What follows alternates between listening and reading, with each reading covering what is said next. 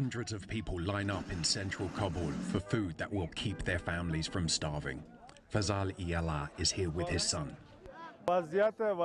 Right now, everyone is jobless. There are no jobs in our country. People have no choice but to come here for food. Among the 24 people he lives with, just one has a job. The crowds, the desperation, and tempers flare. The Taliban tried to keep order. A stalled economy, punishing international sanctions, and a new Taliban government still struggling to run a country. All this has Afghanistan hungry. More than 23 million Afghans face acute hunger, and 9 million are nearly famished, says UNICEF's World Food Programme. The charity Afghanistan for Tomorrow works with the World Food Programme to distribute the aid. If this program do not exist, maybe there will be a very huge disaster in Afghanistan. Maybe we have lots of people dying. Each person receives flour, kidney beans, cooking oil, and salt. For some, it's too late. In a world where adults make the decisions, it can often seem like children pay the consequences. That's what it feels like here, in the Indira Gandhi Children's Hospital in Kabul, where children are starving, on the point of death, in desperate need of medicines that are nowhere to be found. The UN predicts more than 1 million children are at risk of dying from severe acute malnutrition this year.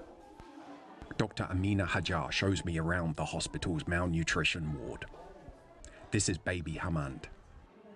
This patient is 8 months old, male baby.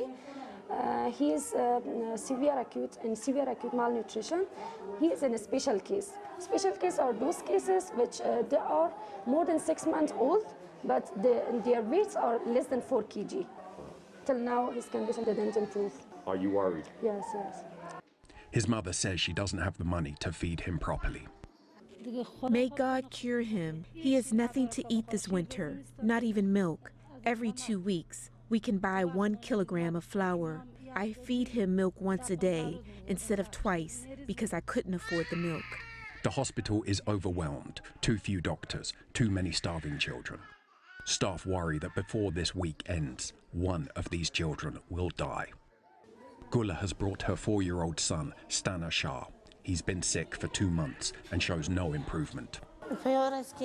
In a day, we only eat milk and bread. That's it. Nothing else.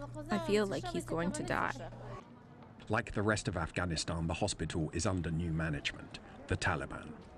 Dr. Mohammed Hazib Wadak says 2 decades of an American-led occupation has left his country in ruins.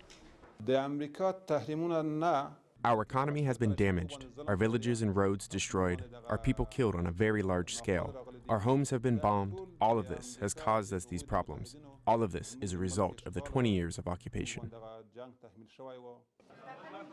Still, now the country is the Taliban's responsibility, and the economy continues to crater. Until today, the staff hadn't been paid for 2 months. An ambulance arrives, another child in need. The nurses can only hope that they'll have the medicines to treat the boy. Toby Muse reporting for CGTN, Kabul.